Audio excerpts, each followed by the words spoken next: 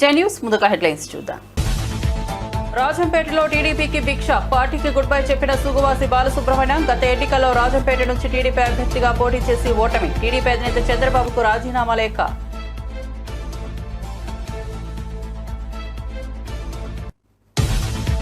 ఏడు రోజుల్లో 1 కోటి మందికి పైగా రేషన్ సరఫరా పంపిణీ చేశామన్న మంత్రి నాదెండ్ల మనోహర్. రాష్ట్ర ప్రజా పంపిణీ చరిత్రలో గొప్ప మైలురాయిగా పేర్కొన్న నాదెండ్ల, వృద్ధులు, దివ్యాంగుల కోసం ప్రత్యేకంగా ఇంటి వద్దకే సరుకులు అందించామని వెల్లడి.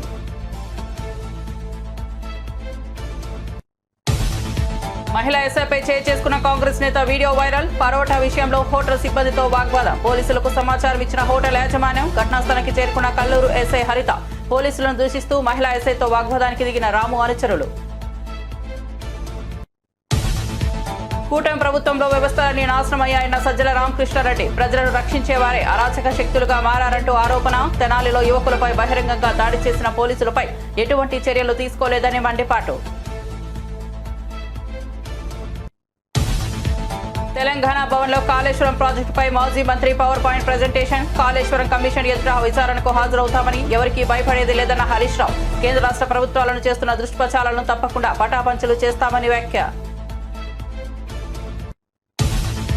గోవులను చంపిన పాపం ప్రతి ఎంపీకి, సీఎంలకు తాకుతుందన్న రాజాసింగ్. పాపానికి గురి కావద్దంటే వచ్చే పార్లమెంట్ సమావేశాల్లో గోవధను నిషేధించాలని బిల్ తీసుకురావాలని డిమాండ్. గోవధను అడ్డుకోకుండా 2-3 రోజుల నుంచి తమను హౌస్ అరెస్ట్ చేశారని వ్యాఖ్య.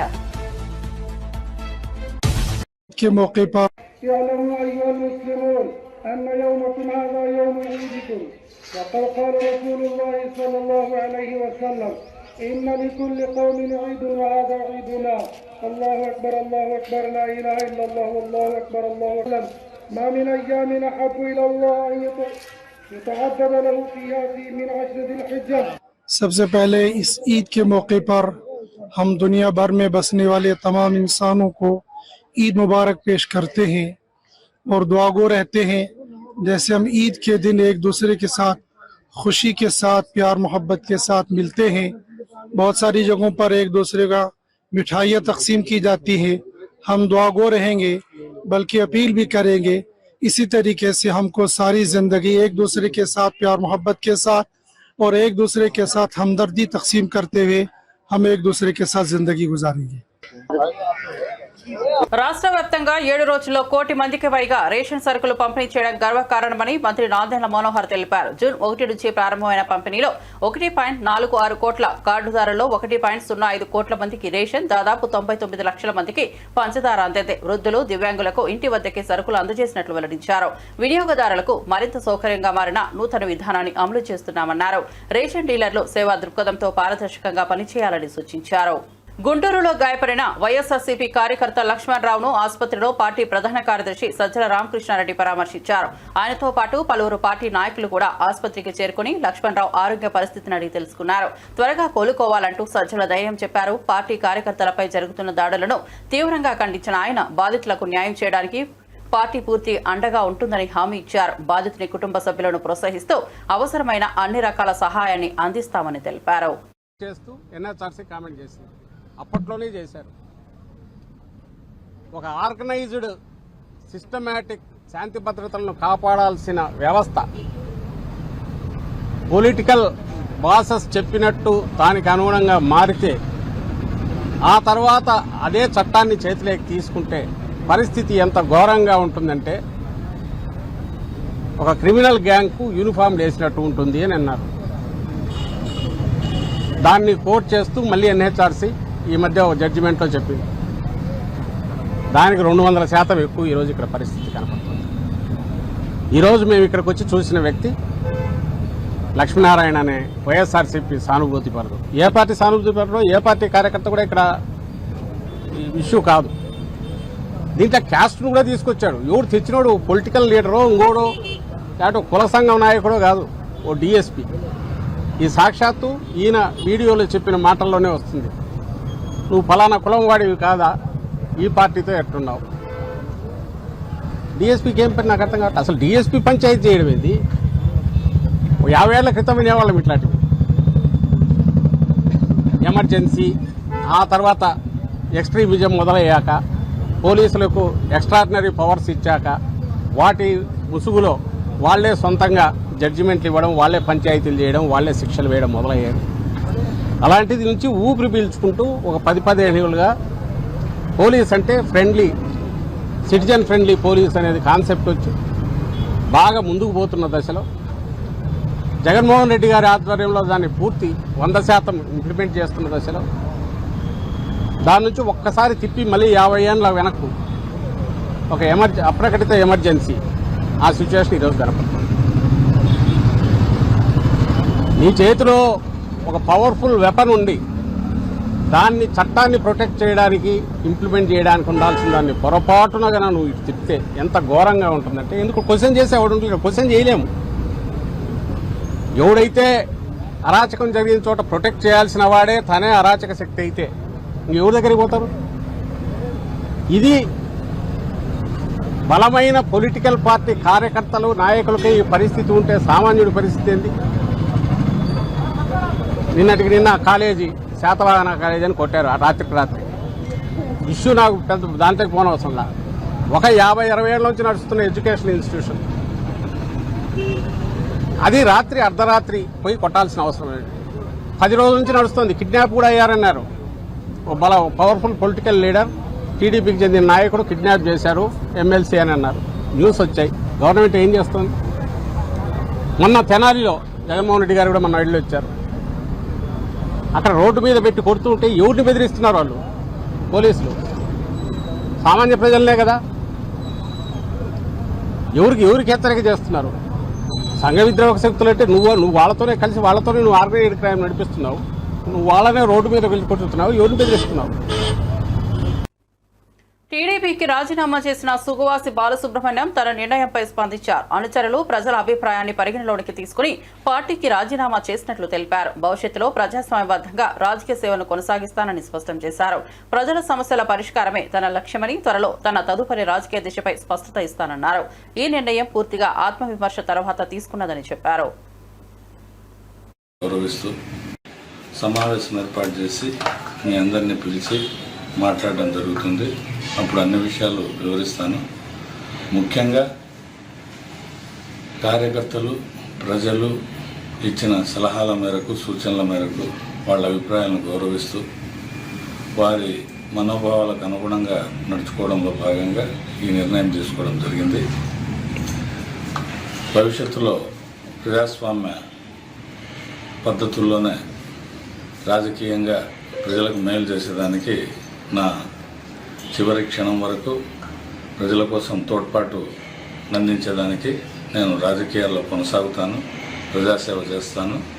అది ఏ విధంగా అనేది ప్రజలతో మాట్లాడే వాళ్ళ ఆలోచనలకు అనుగుణంగా నిర్ణయం తీసుకోవడం జరుగుతుంది. మీకు తెలియజేస్తాను. రాజీనామా లేఖను ఎవరికి పంపించినారు, ఎలా పంపించారు, ఎప్పుడు పంపించారు? ఈరోజు ఉదయం పార్టీ జాతీయ అధ్యక్షుడు పంపించారు. ఎందువల్ల తెలుగుదేశం పార్టీ రాజీనామా చేసేసాను? కూర్చొన్నప్పుడు మాట్లాడదాము. నేను దాదాపుగా ఒక 5-6 నెలల నుంచి అందరి అభిప్రాయాలు తీసుకోవడం జరిగింది. దాని ప్రకారం నేను నిర్ణయం తీసుకున్నాను. వైఎస్ఆర్ కాంగ్రెస్ పార్టీకి ఉన్న ఆలోచన ఉందా? ఇప్పటికైతే నాకు ఈ రోజు వరకైతే ఆలోచన లేదు. భవిష్యత్తులో ప్రజల సూచనలను బట్టి తీసుకునే నిర్ణయం మీకు తెలియజేసి తీసుకోవడం జరుగుతుంది. అన్న, మీరు ఇన్ఛార్జ్గా బాగా అక్కడ ప్రోగ్రాంలలో పాల్గొంటూ ఉన్నారు. మీకు పులివెందల ఎమ్మెల్సీ కానీ, రైచోటి మంత్రి కానీ, రాయంపేట చమర్తి కానీ ఇబ్బందులు పెట్టారా? అందుకే ఈ నిర్ణయం తీసుకున్నారా? అన్ని తర్వాత కూర్చున్నప్పుడు మీకు చెప్తాను.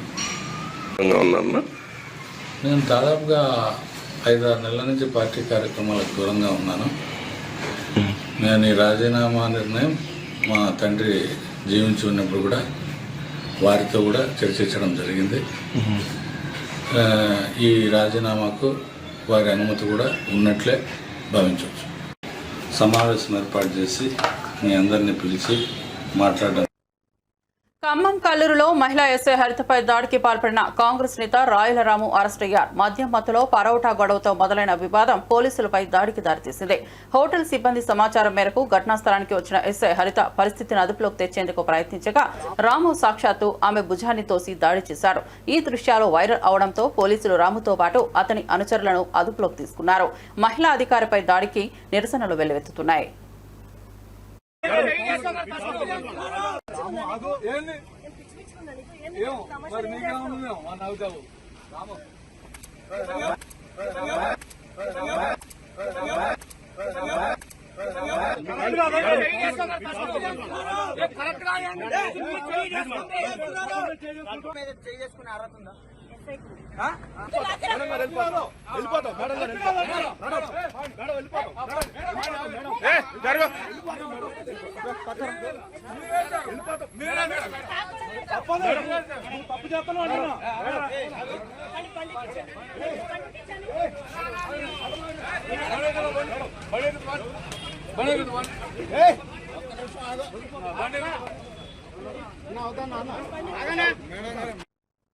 లిక్కర్ కేసును కూడా తనపై మోపుతున్నారని వైఎస్ఆర్సీపీ ప్రధాన కార్యదర్శి చెవిరెడ్డి భాస్కర్ రెడ్డి తీవ్రంగా మండిపడ్డారు. డీజీపీ చేస్తున్న పాపాలు ఆయన కుటుంబాన్ని వెంటాడతాయని హెచ్చరించారు. దేవుడి శాపమే కాదు, న్యాయస్థానాల తీర్పులు కూడా తప్పులను విడిచిపెట్టవని పేర్కొన్నారు. కూటమి ప్రభుత్వం చేస్తున్న ప్రతి అక్రమం ఒక్కడిగా బయటపడుతోందన్నారు. అబద్దాలు, కుట్రలు ఆధారంగా కేసులు బనాయించి వేధించడం ప్రజాస్వామ్యానికి విరుద్ధమని తెలిపారు. ఇలా వ్యవహరిస్తే ఇది కూటమికే వ్యతిరేక ప్రభావం చూపుతుందని స్పష్టం చేశారు. కేసులు లింక్ కలుపుతా ఉన్నారంట. ఇది ఎంత పాపం అంటే, నా జీవితంలో లిక్కర్ అంటే భయపడే వ్యక్తిని నేను ఎప్పుడో 2001లో జెడ్పీటీసీగా పోటీ చేసిన రోజు నుంచి ఈ రోజు వరకు నేను కంటెస్ట్ చేసిన ఎన్నికల్లో ఏ ఎన్నికల్లో అడిగినా కూడా ఒక లిక్కర్ బాటలు కూడా నేను ఎప్పుడు ఇచ్చినటువంటి వాడిని కాదు. నాకు అలవాటు లేకపోవడం కాదు, ఇచ్చినటువంటి వాడిని కాదు. దీనికి ఒక బలమైన కారణం ఉంది. నా తమ్ముడు లిక్కర్ తాగి లివర్ డిసీజ్తో చనిపోయాడు. మా నాన్న ముందు అలవాటు వాళ్ళ కుటుంబాన్ని డిస్టర్బ్ చేశాడు. డీజీపీ గారు ఎలా వెళ్తున్నా అంటే, ఆయనకు ఒక 200 సంవత్సరాలు నేను బతుకుతాను, 200 సంవత్సరాలు నాకుంది లైఫ్ కాబట్టి ఇక్కడ గుర్తుపెట్టుకో డీజీపీ గారు, చేసే ప్రతి తప్పుకి భగవంతుడు ఆలోచిస్తుంటాడు. మీరు తీసుకునే ప్రతి నిర్ణయాన్ని భగవంతుడు ఆలోచిస్తుంటాడు. మీరు పెట్టేటటువంటి సామాన్యులకు, ఏ తప్పు చేయని వారికి, అమాయకులకు కేవలం ఆ పోస్టింగ్లో కూర్చోవడం కోసం మీరు తీసుకునే నిర్ణయాలన్నీ, ఆ పాపాలన్నీ మిమ్మల్ని, మీ కుటుంబాన్ని వెంటాడుతాయని గుర్తుపెట్టుకో. భగవంతుడు విధించే శిక్షే కాదు, రేపు న్యాయస్థానం ముందు ఈరోజు నన్ను మీరు జైలుకి పంపొచ్చు. డీజీపీ గారు, కమిషనర్ ఆఫ్ పోలీస్ రాజశేఖర బాబు గారు, కింద పైన పడుకున్న తాపత్రయపడుతున్న కొల్లు శ్రీనివాస్ గారు ఈరోజు ఇబ్బంది పెట్టొచ్చాయా? ఇబ్బంది పెట్టండి. కానీ సమయం వచ్చినప్పుడు దేవుడు విధించే శిక్షతో పాటు న్యాయస్థానాలు కూడా మీకు శిక్ష విధిస్తాయి. గుర్తుపెట్టుకోండి. ఖచ్చితంగా చెప్తున్నా, చేస్తున్న ప్రతి తప్పు మిమ్మల్ని వెంటాడుతుంది భవిష్యత్తులో. గుర్తించుకోమని దేవుణ్ణి నమ్మే వ్యక్తిగా చెప్తున్నా. చేసుకోండి, రెడీగా మీరు అరెస్ట్ చేసుకొని, కానీ సామాన్యులు ఇబ్బంది పెట్టదండి. పాపం చిన్న వాళ్ళని నరకం చూపించకండి. ఇప్పుడు చాలా మందిని తీసుకెళ్ళడానికి ఒక పెద్ద టీములు ఎందుకు అయ్యా బాబు నువ్వు రమ్మంటే తెల్లారితే నీ సిట్ ఆఫీస్కి వచ్చి కూర్చుంటా. దయచేసి చిన్న ప్రాణాలను చంపేయకండి. మీకు ఎవరినైతే మీరు అరెస్ట్ చేస్తే మీ కళ్ళు చల్లబడతాయో, ఎవరినైతే జైలుకి పంపితే నీ కడుపు నిండుతుందో, ఎవరినైతే శిక్షిస్తే తాత్కాలికంగా నీ మనసు ప్రశాంతంగా ఉంటుందో వాళ్ళ వైపే రండి. మీరు వాళ్ళ గురించి ఆలోచించండి. అందుకే మేము సిద్ధంగానే ఉన్నాం. ఏదన్నా అన్ని పైన దేవుడు చూస్తుంటాడు, ఇరికించండి. చెప్పాం కదా, మీరు కొట్టే దెబ్బ ఈరోజు మీ ద్వారా చెప్తున్న తాత్కాలికమ్మ, మీరు చేస్తున్న తప్పులకు దేవుడు కొట్టే దెబ్బ మీకు దీర్ఘకాలం ఉంటుందన్న విషయాన్ని గుర్తుంచుకోమని హెచ్చరిస్తున్నా. లిక్కర్ కేసులు లింక్ కలుపుతా ఉన్నారంట. ఇది ఎంత పాపం అంటే, నా జీవితంలో లిక్కర్ అంటే భయపడే వ్యక్తిని. కాళేశ్వరం ప్రాజెక్టు ద్వారా ఇప్పటి వరకు మొత్తం 20,33,572 ఎకరాలకు సాగునీరు అందినట్టు మాజీ మంత్రి ఎమ్మెల్యే హరీష్ రావు వెల్లడించారు. రాష్ట్ర నీటిపారుదల శాఖ అధికారులు ఇచ్చిన అధికారిక గణాంకాల ఆధారంగా ఈ వివరాలను ప్రజల ముందుకు తీసుకొచ్చారు. కాళేశ్వరం ప్రాజెక్టును విమర్శించేవారంతా ఈ వాస్తవాలను గుర్తుంచుకోవాలని హరీష్ రావు సూచించారు. ఈ భారీ ప్రాజెక్టు వల్ల రాష్ట్రంలోని పలు జిల్లాల్లో సాగు విస్తీర్ణం గణనీయంగా పెరిగిందని తెలిపారు. రైతుల జీవితాల్లో వెలుగు నింపిన ప్రాజెక్టుపై అపోహలు పుట్టించాలన్న కుట్రలకు ఇది సమాధానమని పేర్కొన్నారు. అప్పుడప్పుడు చూస్తుంటారు, రేవంత్ రెడ్డి ఒకసారి మాట్లాడతాడు, కాళేశ్వరం మీద 1 ఎకరా బారలేదంటాడు. ఉత్తమ్ కుమార్ రెడ్డి రోజు నిద్రలేసి 50,000 ఎకరాలే బారిందంటాడు. ఇంకొక కాంగ్రెస్ నాయకుడు అంటాడు 1,00,000 ఎకరాలే బారిందంటాడు. ఇవాళ నోటికి మొక్కాలి, ఒక్కొక్క లీడర్ ఒక్క తీరుగా మాట్లాడతాడు. ఇది నేను చెప్తున్నది కాదు, source submission of irrigation engineers report to the newly formed Congress government. కొత్తగా రాష్ట్రంలో ఏర్పాటైన కాంగ్రెస్ ప్రభుత్వానికి వీళ్ళు కాళేశ్వరం రివ్యూకు పోతే ఇరిగేషన్ డిపార్ట్మెంట్ ఇచ్చిన ప్రజెంటేషన్ కాపీ, ఇది నా సొంత కవిత్వం కాదు, డిపార్ట్మెంటు కాంగ్రెస్ ప్రభుత్వానికి ఇచ్చిన ప్రజెంటేషన్. కాళేశ్వరం ద్వారా అప్పటికి 98,570 ఎకరాలు ఆయకట్టని, ఇది డైరెక్ట్ కాలువల ద్వారా. అదే విధంగా కాలువల ద్వారా నింపిన 456 చెరువులను నింపడం ద్వారా 40,000 ఎకరాల ఆయకట్టు. SRSP stage 1, stage 2 Nizam Sagar కు 1,67,000 ఎకరాల కొత్త ఆయకట్టు. మొత్తం 3,04,766 ఎకరాల కొత్త ఆయకట్టుకి ఇచ్చాం. అదేవిధంగా స్థిరీకరణ 17,08,230 ఎకరాలు స్థిరీకరణ జరిగింది. అదేవిధంగా కూడవెల్లి హల్దీ వాగుల ద్వారా ఇందాక కేటీఆర్ గారు చెప్పినట్టు ఆ 2 వాగుల మీద 66 చెక్ డ్యాములు నింపితే 20,576 ఎకరాలకు సాగునీరు అందింది. మొత్తంగా కాళేశ్వరం ప్రాజెక్టు ద్వారా 20,33,572 ఎకరాలకు సాగునీరు అందింది. ఇది వాస్తవం. కానీ ఏం మాట్లాడతారు? 1 ఎకరా బారలేదని ఒకడంటాడు, 50,000 ఎకరాలు బారిందని ఒకడంటాడు, 1,00,000 ఎకరాలు బారిందని ఒకడంటాడు. వాస్తవానికి 20,33,572 ఎకరాలకు అప్పటికే సాగునీరు అందించాం. ఒక సంవత్సరం బాగా సివియర్ డ్రాట్ వస్తే ఎస్ఆర్ఎస్పికి కూడా రివర్స్ పంపింగ్ చేసినాం. మిడ్ మానేర్ నుంచి ఎల్ఎండికి నీళ్లు తెచ్చి ఎల్ఎండి ద్వారా ఎస్ఆర్ఎస్పి స్టేజ్ 1 కు స్టేజ్ 2లో తుంగతుర్తి, సూర్యాపేట, కోదాడ దాకా కూడా కాళేశ్వరం నీళ్లు పంపించి పంటలు కాపాడింది కేసీఆర్ గారి ప్రభుత్వం. సో ఇది అంతా కూడా ఇది వాస్తవమైన రిపోర్ట్. ఇది ఇరిగేషన్ డిపార్ట్మెంట్ ఇస్తున్న రిపోర్ట్. కానీ కాంగ్రెస్ నాయకులు ఎకరం బారలే 50,000 వారింది అనేటువంటి ఒక దుష్ప్రచారం చేస్తున్నారు. ఇది వన్ పాయింట్. నెక్స్ట్, మీరు అప్పుడప్పుడు చూస్తుంటారు రేవంత్ రెడ్డి ఒకసారి మాట్లాడతాడు కాళేశ్వరం మీద 1 ఎకరా బారలేదంటాడు. ఉత్తమ్ కుమార్ రెడ్డి రోజు నిద్రలేసి 50,000 ఎకరాలే బారిందంటాడు. ఇంకొక కాంగ్రెస్ నాయకుడు అంటాడు 1,00,000 ఎకరాలే బారిందంటాడు. ఇవాళ నోటికి మొక్కాలి, ఒక్కొక్క లీడర్ ఒక్క తీరుగా మాట్లాడతాడు. ఇది నేను చెప్తున్నది కాదు. Source submission of irrigation engineers report to the newly formed Congress government. కొత్తగా రాష్ట్రంలో ఏర్పాటైన కాంగ్రెస్ ప్రభుత్వానికి వీళ్ళు ఈ సందర్భంగా లక్షలాది గోవులను బలి ఇవ్వడం పాపకృత్యమని, ఈ పాపం ప్రతి ఎంపీకి వారి కుటుంబానికి తాకుతుందంటూ హైదరాబాద్ ఎమ్మెల్యే రాజాసింగ్ తీవ్ర వ్యాఖ్యలు చేశారు. గోమాతను జాతీయ పశువుగా ప్రకటించాలని డిమాండ్ చేస్తూ గోహత్య నిర్మూలన కోసం పార్లమెంట్లో ప్రత్యేక బిల్లు ప్రవేశపెట్టాలని విజ్ఞప్తి చేశారు. హిందువుల ఆరోగ్య గోమాతను సంరక్షించాల్సిన బాధ్యత ప్రతి భారతీయుడిపై ఉందని పేర్కొన్నారు. రాజకీయ నేతలు ఓట్ల కోసం మౌనం వహించరాదని, ధర్మరక్షణకు ముందుకు రావాలని పిలుపునిచ్చారు. దేశంలోని పౌరులు గో రక్షణ కోసం ఏకతాటిపై ఉండాలన్నారు. ఈ రోజు బక్రీద్ ఉన్నది. బక్రీద్ సందర్భంలో మీరేం కోస్తారో అది మాకు అనవసరం. కానీ కావాలని మా గౌమాత పిల్లల్ని మంచి వ్యవసాయంకి పనికొచ్చే అట్లాంటి మంచి ఎద్దులని ఇవాళ మీరు కోస్తారు. అది చాలా పెద్ద నేరం, అది పెద్ద పాపం కూడా. ఆవులని సంపే పాపం, ఎవరు ఆవులని సంపుతారు కదా వాళ్ళకి ఎంత పాపం తలుగుతుంది అంతే పాపం. ఇవాళ యావత్ భారతదేశంలో ఉన్న ప్రతి ఒక్క ఎంపీ పైన కూడా ఆ పాపం తలుగుతుంది, వాళ్ళ కుటుంబ సభ్యులు కూడా తలుగుతుంది. తరాలు ఆ పాపం మీకే ఫాలో చేస్తుంది. ఎవరికైనా మీరు ఫాలో చేస్తారు కదా, ఆ పండితులకి మీరు ఒక్కసారి కనుక్కోండి. ఎందుకంటే గోవధ నిషేధం కావాలి అని పార్లమెంట్లో ఎందుకు బిల్ పెడతలేదు?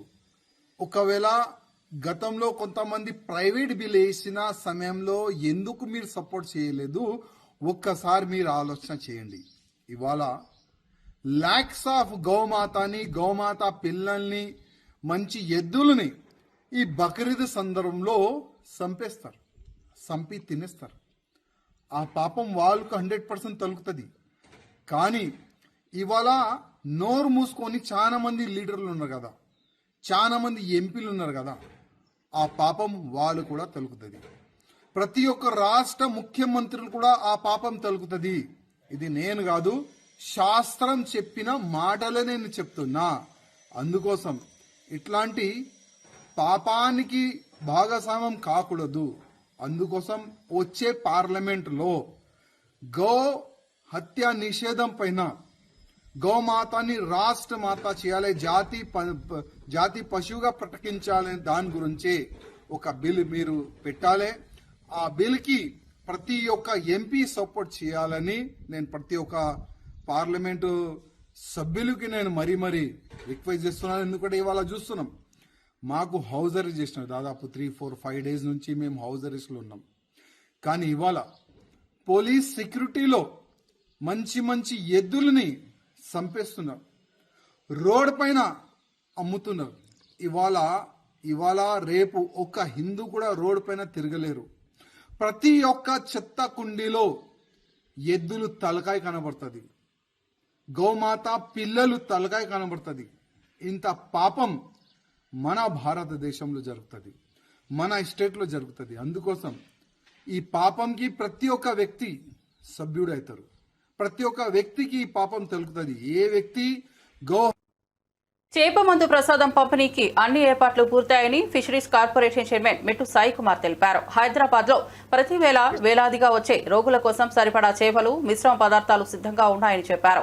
చేప మందు తీసుకునే వారికి అవసరమైన సహాయాన్ని అందించేందుకు అధికారులు, వాలంటీర్లు ప్రత్యేక ఏర్పాట్లు చేశారు. భద్రత, మెడికల్, ట్రాఫిక్ నిర్వహణకు సంబంధించి పగడ్బందీగా చర్యలు తీసుకున్నామని పేర్కొన్నారు. సంప్రదాయంగా సాగుతున్న ఈ కార్యక్రమాన్ని ఆధ్యాత్మిక విశ్వాసంతో నిర్వహిస్తున్నామని చెప్పారు. 1,50,000 కొరమీను చేప పిల్లల్ని అందుబాటులో ఉంచాం. జూన్ 8వ తేదీన ఉదయం 9 గంటలకు నాంపల్లి వద్ద ఉన్న ఎగ్జిబిషన్ గ్రౌండ్లో గౌరవ స్పీకర్ గడ్డం ప్రసాద్ కుమార్ గారి యొక్క చేతుల మీదుగా ఈ కార్యక్రమం ప్రారంభమవుతుంది. మంత్రులు పొన్నం ప్రభాకర్ గారు, శ్రీధర్ బాబు గారు, పిసిసి అధ్యక్షులు మహేష్ కుమార్ గౌడ్ గారు, అదేవిధంగా వివిధ చైర్మన్లు, ఎమ్మెల్యేలు అందరూ ఈ కార్యక్రమం హాజరు కాబోతున్నారు. మా యొక్క ఉద్దేశం ఏంటంటే వచ్చిన ప్రతి వారికి అన్ని సదుపాయాలు ఇచ్చే విధంగా, ఏ కోశాన కూడా సమస్య తలెత్తకుండా తెలంగాణ రాష్ట్ర ప్రభుత్వం అన్ని చర్యలు తనకు ఏర్పాటు చేసింది. గతంలో కన్నా జనాభా ఎక్కువ వచ్చే సూచనలు ఉన్నాయి కాబట్టి అటు బీహార్, ఇటు మధ్యప్రదేశ్, మహారాష్ట్ర, రాజస్థాన్, హిమాచల్ ప్రదేశ్, జమ్మూ కాశ్మీర్ నుంచి ఆల్రెడీ వ్యాధిగ్రస్తులు అందరూ వచ్చారు. వారందరికీ సదుపాయాలు ఇచ్చే విధంగా కొన్ని సేవా సంస్థలు కూడా అక్కడ వారి యొక్క సేవా కార్యక్రమం చేపడుతూ ఉన్నారు.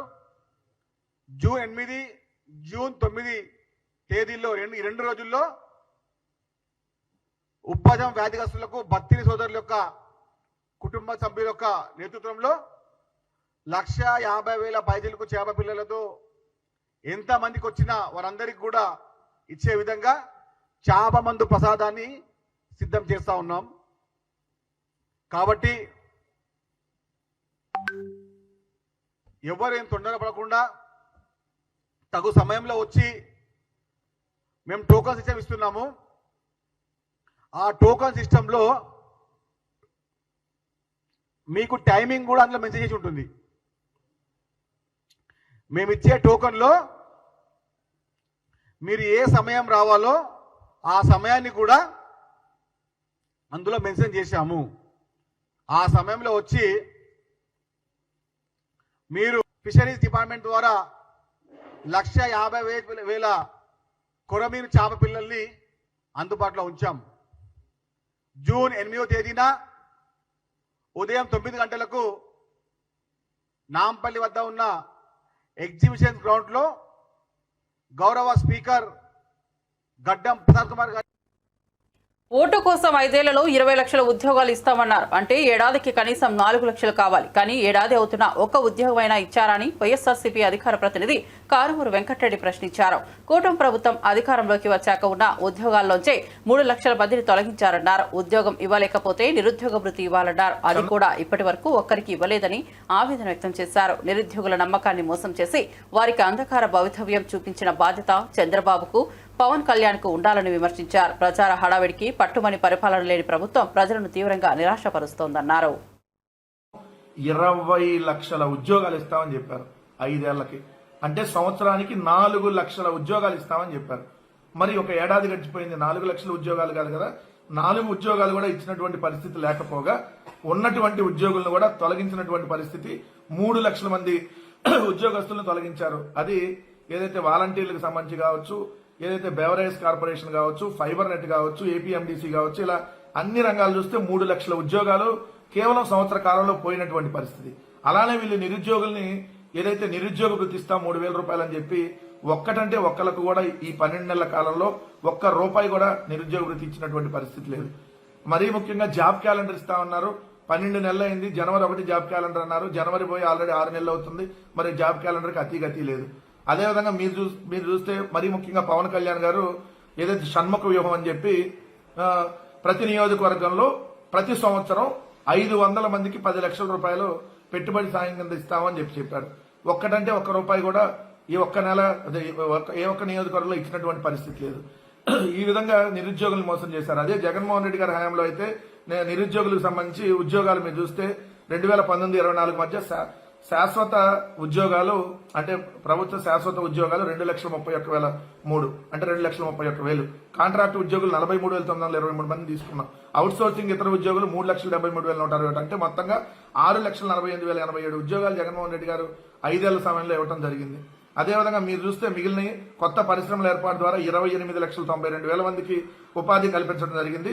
మొత్తంగా మీరు ఎంఎస్ఎంఈల ద్వారా 22 లక్షలు, భారీ పరిశ్రమల ద్వారా 6,85,000, నైపుణ్య శిక్షణ ద్వారా 4,51,000 మందికి ఉద్యోగాలు. అట్లానే వైఎస్ఆర్ చేయూత్ ద్వారా 18.3 లక్షల మందికి ఉపాధి కల్పించారు. అంటే మొత్తం జగన్మోహన్ రెడ్డి గారి హయాంలో 2019-24 మధ్య కోవిడ్ 2 సంవత్సరాలు ఉన్నా కూడా 58,22,000 మందికి ఉపాధి ఉద్యోగ అవకాశాలు జగన్మోహన్ రెడ్డి గారి 5 సంవత్సరాలు కల్పించింది. అంతే దాదాపుగా సంవత్సరానికి జగన్మోహన్ రెడ్డి గారి హయాంలో 12 లక్షల ఉద్యోగాల కల్పన జరిగినట్టుగా చెప్పాలి. ఎందుకంటే దాదాపు 58 లక్షలు అంటే 5 ఏళ్లు, 12×5 అంటే దాదాపుగా సంవత్సరానికి 12 లక్షల ఉద్యోగ ఉపాధి అవకాశాలు కల్పించడం జరిగింది. కానీ ఈరోజు ఒక్కటంటే ఒక ఉపాధి లేదు, ఒక్కటంటే ఒక ఉద్యోగం లేదు. ఈ విధంగా నిరుద్యోగుల్ని నట్టేట ముంచాడు చంద్రబాబు నాయుడు గారు, పవన్ కళ్యాణ్ గారు అని చెప్పాలి. అదేవిధంగా ఉద్యోగులను ఏ విధంగా మోసం చేశారంటే అసలు మేము వచ్చేస్తే నెల 1 తారీఖు శాలరీ ఇస్తాం, మీకు ఐఆర్ ప్రకటించేస్తాము, ఐఆర్ అంటే మధ్యంతర వృత్తి, అలానే మీకు సకాలంలో డిఏలు ఇస్తాము అని చెప్పి ఈ రోజు వాళ్ళ అధికారంలోకి వచ్చి 12 నెలలు అయింది. ఐఆర్ ఒకళ్ళంటే ఒకళ్ళకి కూడా ఐఆర్ ఇచ్చినటువంటి పరిస్థితి లేకపోగా ఈ రోజు పిఆర్సీ రహదారుల అభివృద్ధి విషయంలో రాష్ట్ర కేబినెట్ చారిత్రక నిర్ణయం తీసుకోనుందని రెవెన్యూ, గృహ నిర్మాణం, సమాచార శాఖల మంత్రి పొంగులేటి శ్రీనివాసరెడ్డి ప్రకటించారు. రాష్ట్ర వ్యాప్తంగా రోడ్ల పరిస్థితిని సమీక్షించి వాటిని మెరుగుపరిచేందుకు సమగ్ర కార్యాచరణ రూపొందించామని తెలిపారు. నాణ్యతతో కూడిన రహదారులు నిర్మించేందుకు భారీ నిధుల కేటాయింపుతో ముందుకు వెళ్తున్నామని చెప్పారు. గ్రామీణ రహదారుల నుంచి జాతీయ రహదారుల దాకా అన్ని స్థాయిలో అభివృద్ధి చేపడతామని స్పష్టం చేశారు. ఉండే రోడ్లని ఆనాడు వేసుకోవడం జరిగింది. అలా కాకుండా ప్రతి గ్రామానికి ఒక బీటీ రోడ్డు ఉండాలని, ప్రతి గ్రామం నుంచి మండల హెడ్ క్వార్టర్కి బీటీ రోడ్డు ఏర్పాటు చేస్తూ ప్రతి మండలం నుంచి జిల్లా హెడ్ క్వార్టర్కి డబల్ రోడ్డు, ప్రతి మండలం జిల్లా నుంచి స్టేట్ హెడ్ క్వార్టర్కి 4 లైన్ రోడ్లు ఎక్కడైనా మిస్ అయి ఉన్నా, లింకులు మిస్ అయి ఉన్నా వాటన్నిటినీ ఏర్పాటు చేయాలని సుమారు R&Bలో 5,190 కిలోమీటర్లు, పంచాయతీరాజులో 7,947 కిలోమీటర్లు మొదటి విడత వీటిని యుద్ధ ప్రాతిపదిక మీద హ్యామ్ మోడ్లో చేపట్టాలని కూడా కేబినెట్ నిర్ణయించడం జరిగింది. ఇవి 2.5 సంవత్సరంలో ఎగ్జిక్యూషన్ చేసి మెయింటెనెన్స్ 15 సంవత్సరాలు సేమ్ ఏజెన్సీతోనే మెయింటెనెన్స్ చేపియాలని ఈ ప్రభుత్వం చిత్తశుద్ధితో ప్రజల మీద భారం పడకుండా ఉండే విధంగా ఈ హ్యామ్ మోడ్లో యుద్ధ ప్రాతిపదిక మీద ఈ వర్కులు చేయాలని కేబినెట్ తీర్మానించడం జరిగింది. అదే రకంగా మరిన్ని అప్డేట్స్ కోసం చూస్తూనే ఉండండి జే న్యూస్.